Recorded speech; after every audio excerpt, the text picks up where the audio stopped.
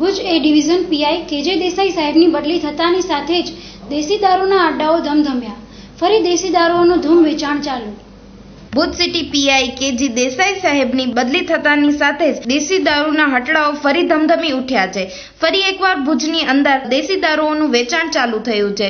City PI Desai સાહેબની બદલી થતાની સાથે જ દેશી દારૂઓના ધંધાઓ ગેલમાં આવી ગયા છે. હવે તો જાણે તેમને કોઈની બીક જ ન હોય તેમ ફરી દેશી દારૂની થેલીઓ ખુલ્લેઆમ વેચાણ થઈ રહ્યું છે. ફરી એકવાર લોકો પોતાની કમાવેલી આમદની દેશી દારૂની થેલીઓ પાછળ વેડફી નાખે છે. હમણાં થોડા જ સમય પહેલા દેશી દારૂઓ પીવાથી બે સગા ભાઈઓ મોતને ભેટ્યા હતા.